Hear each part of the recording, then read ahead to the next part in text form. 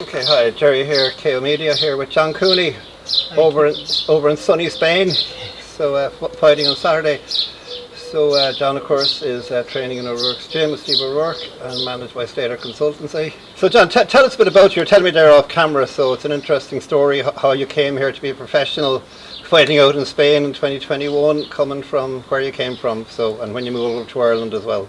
I grew up in London as a young lad. Also lived down south in England, down in Bournemouth, but I spent most of my years in England, in London. I've born to two Irish parents, so they moved back when I was around 19. I'd done a lot of my amateurs in England, so all my amateur boxing experience was in England. And then we moved over to Ireland when I was roughly around 19, got back into the sport. I was supposed to go pro when I was 21, got injured, so I was out for around 2 to 3 years. I was back in Ireland then, and I was training away, trying to get back into the amateurs. And then the pandemic hit in 2020, just as I was about to fight back in the amateurs, and everything stopped, all the fighting stopped. I kept training, kept dedicated, because I knew I needed to pick up the pace on where I'd missed off from being injured. And I seen Stephen O'Rourke and O'Rourke's gym in Dublin were training back from the pandemic then, and they were sparring and stuff, and I was mad to get back in the ring, get punched in the head. So I give them a message, see if I could come down, do a bit of sparring. And as they say, the rest is history. Here I am, a year later, 3-0, fighting Saturday night to go 4-0, so yeah. Yeah, brilliantly put. And so was it an easy decision to turn pro? Yes, very easy. I've been, since I started boxing, all I ever wanted to be was a professional boxer. I had no other ambitions, no other goals, no other dreams. It was just to be a professional world champion. That was all I ever cared about. So it was a very easy decision. I actually nearly turned pro when I turned 18. I was very close to turning professional off the back of 2 national semi-finals in the ABA Elites. As a junior, I was going to turn pro as soon as I could when I was 18, because like I said, that was the dream from the very start. And it didn't come off at that time. I took a break from 18 to 20 to be a young lad and enjoy myself, and I got back into it, did a year in the amateurs and got injured again, and I said the rest earlier. So, yeah. The pandemic, of course, you're telling me, has been a big part of your career. It drove you to start, and you have never fought in front of a crowd, so I mean, is that weird? Or I haven't fought as a pro in front of a crowd. It isn't weird, for me, fighting is fighting. I don't care if there's nobody there, or if there's 100,000 people there. Fighting is fighting, and if you've got to fight, you'll fight. It doesn't matter if, I don't need people to rile me up or get ready mentally or physically. I've done the work in the gym. I'm prepared to fight, whether there's no one there, just me and him. Doesn't bother me whether there's 100, 200, 100,000. So, but I'm looking forward to there being a bit more of an atmosphere, a few fans, and just a bit more of excitement around it, so I'm looking forward to it. And again, obviously due to the pandemic, you're over here fighting in Spain instead of over in Ireland or the UK, whatever, and that's had a hidden benefit, because your first few fights, they're not walks in the park, are they? No, definitely not. We're out here in Spain, and I have to say, as they'd call them, the journeymen, they're tough out here. There's a lot of South Americans, they're tough, they're proud people, In some other countries, you'll see the journeymen, they just fall over. As soon as they take one good shot, they fall over. Whereas out here, they're proud people, they're tough people, and they fight back. There's no fear in them, and if they're on the ropes taking a beating, they'll swing back. They're proud people, so that enables you to show more and learn more from the fight. So it's a great way to start your professional career. Yeah. And that's actually a good advertisement for pay-per-view, because I mean, we've all been at events where, with the best will in the world, you're watching guys doing glorified sparring sessions, one good shot and it's over. It's not like that in Spain. It's well worth watching, isn't it? Yeah, 100%. It's not, my last fight, for instance, I fought out in Belgium, and the fight lasted 45 seconds. So it just goes to show that, I had 2 fights in Spain. I'm 3-0, and I had 2 fights in Spain, and both them fights went to 4 rounds. And not because I was punching harder in my last fight, just purely because they were tougher men. They were prouder, they came to fight, they came to win, they came to try their best, and obviously it wasn't enough. But it's the same, for this next fight. I imagine it's not going to be a walk in the park like my last fight was, but that's what I want. That's what I'm gonna learn and progress as a professional.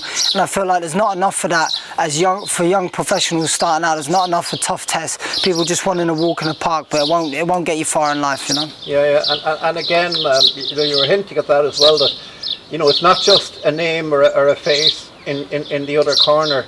for journeyman, like you can get quality journeyman here in Spain as well, and you feel, I mean, you were telling me before that you can actually build your career, you can build your skills up, you can increase the levels every fight. It's that good out here, yeah?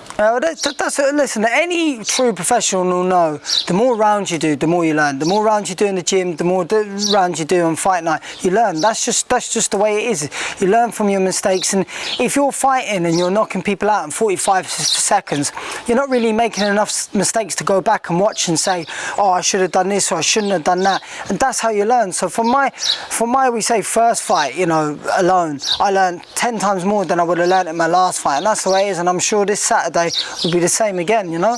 And that's what I want for my career, because when I get to them 50-50 fights, them tough fights where I'm not just going to knock them out in 45 seconds, you know, I want to have learnt enough in my early part of my career to be able to win them fights and do the right things at the right time. Very good. And I suppose sometimes we leave just till the end, but let's do it now, because of course going to Belgium, going to Spain, you know, there's no point in putting a gloss on it. It costs you money. It does. And the only reason you can do it is because of your sponsors. So who's sponsoring you? Who's helping you to come? As you see here, Monster Groundworks, that's my uncle Georgie in London. He's helped me out with a couple of fights. The athlete clinic in Galway, they help me out with my physio, or my massages, keeping my body right, and my physiology and all the rest of it. I also have a sponsor who's on board, not on this t-shirt, KP Nutrition in Dublin, looks after all my nutritional needs and my fueling me through camp.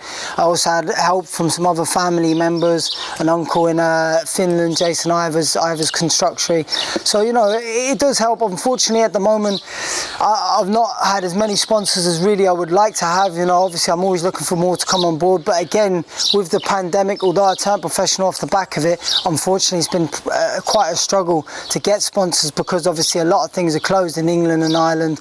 And look, times are hard, you know, and I understand that. But hopefully now with things opening back up and me gaining pace in my career and getting to the place I want to be, that people will come and jump on board, because they see that I'm going a long way in this sport, you know. Yeah, and just to talk a little bit about O'Rourke's gym, you know, that like every fighter in O'Rourke's, there's a common theme. They're young, they're hungry, they're professional, they're turned out well, they're mannerly, you know. I mean, obviously when you get in the ropes, it's kill or be killed, but everyone as well seems to have a plan.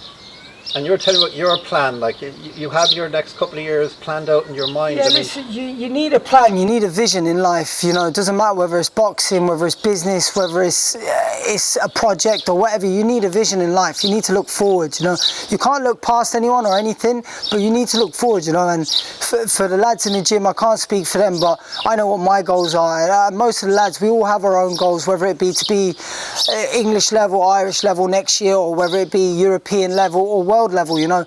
We all, listen, every fight is different, so we're all going at different places, but I have my own plans for the next year, and I've got my plans for the next 5 years. I've envisioned things for a long time, not just since I've turned professional. I've been envisioning my plans since I started boxing at 11, 12, 13, 14. I always envisioned being world champion and this, that and the other. So you have these visions and you have these dreams and these goals, and you plan them out. And listen, life sometimes doesn't work like that, but you have to have a vision and a course that you believe you're on the path. And if I did my maths correctly, you plan to be out roughly every 6 weeks for the rest of the year? Yeah, well, I'll take a small break in the summer after my next fight. I'm fighting this Saturday and I'll be fighting 3 weeks later in Belgium, and I'll be taking a month off where I'll still be doing bits and pieces to tick over, because I am a professional, so I'll always stay fit. But I've had, after this fight and after this win Saturday night and fighting 3 weeks later in Belgium, I'll be 5-0 within 7 months. You know, not many professionals can say they've moved at that pace, so I'll take a small break, go back to the gym, learn, and then I'll come back out later in the year, hopefully get another 2 or 3 fights in. Yeah, stepping up the rounds as well also. Yeah, and John, I know it's only like three coming up to your fourth, but you look, you haven't been hit really, have you? Well, I haven't been hit hard enough, as some would say, but look, that's the aim of the game too, is hit and not get hit. As much as, you know, you want to excite the fans and you know, you want exciting fights. Me personally, you know, I'm a big fan of boxing, and I love watching exciting fights. I love watching toe-to-toes, but at the same time, when you're in there and you're getting hit, sometimes it's a bit easier if you make a miss. So yeah, I haven't been in a war, what I'd call a war yet, but yeah. We'll see. It might come Saturday night. Who knows? When it comes, I'm ready anyway, that's for sure. So, of course, you're back to Guardamar Arena on Saturday, so that was of course a happy hunting ground. Definitely. For you, you had your debut there, and if I remember correctly, they were kind of tough fights. There was plenty of back and forth. Yeah, I fought Christian Abata in my debut, who had already done a 6-rounder. I fought him in a 4-rounder, and he was very tough, very durable. And again, like I said, they're proud people. So when I was landing and hurting them, I knew I hurt him, because you can see it on a man's face. When you sink them shots in him, you know you've hurt him. It's hard to deny the facial expressions. And even when I was hurting them, they were coming back, because they knew if they just sat there and let me keep hitting them, they were going to go down, you know. So it was good to get that, you know, get them tough early fights in, because it set me up nicely now as I'm going into my 4th and 5th fights. So listen, John, thanks for talking to us. We'll see you on Saturday night, of course. And now you're going to do a little bit of work. It's all work with Steve O'Rourke, isn't it? That's it. Yeah. Keep the weight on point and ready to go Saturday night for an excellent performance. I envision it, definitely. Okay, listen, thanks so much, John, and best of luck on Saturday. Thank you, man. Thank you.